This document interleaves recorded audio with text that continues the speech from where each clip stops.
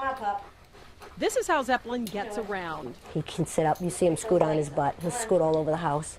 6 months ago, Zeppelin was diagnosed with canine degenerative myelopathy, a progressive disease of the spinal cord, essentially the dog version of ALS. He's going downhill. We know he's not going to get better. Enter Dr. Caitlin Caldwell. Hi. A veterinarian who makes house calls. She comes in, you know, she comes right downstairs. He waits to see her. He wags his tail. He knows she's coming, what she's going to do.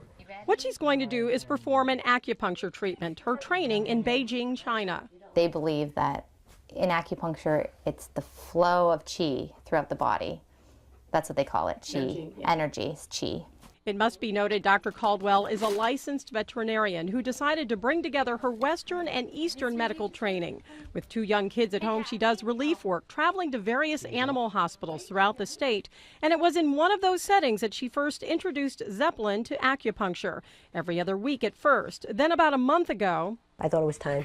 Zeppelin was going downhill fast. It was too difficult to get him into the office, so Dr. Caldwell came to him. And I noticed he was doing much better. He was more active, more alert. And while his prognosis isn't good, Zeppelin's quality of life is. Dr. Caldwell now making weekly house calls here. This is great. This is the best thing that ever happened. And that's what this mobile vet brings to her 4-legged patients, accessibility and hope. She sets aside one day each week to make her house calls. Jingles, who has a hard time walking, another of her furry patients. Do you use smaller needles on Jingles because he's a little guy? He's a little guy. He's a little guy. Yeah. So Smile for the camera.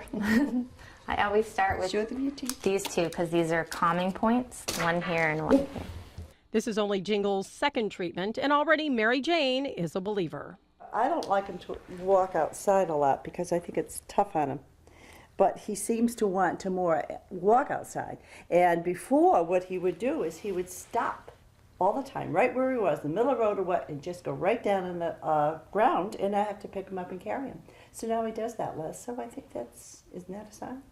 But it's not all about acupuncture. During these home visits, Dr. Caldwell relies too on her traditional medical training.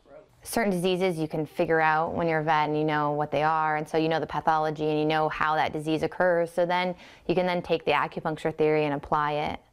So it's kind of like you can mix some and use both. Especially helpful for dogs and cats with chronic, painful conditions. It has no side effects, so a lot of owners get to the point where they're like, they can't get up without the drugs, but then the drugs are going to end up killing them, so what do I do? So this is great because this is an adjunct. While she's here, Dr. Caldwell checks in on Hilda, who's being treated for cancer and has a waning appetite. There's 2 points you can stimulate for appetite. Being a pet doc is something Dr. Caldwell says she's always wanted to do. Ever since I was little. Being able to complement that medical training with acupuncture.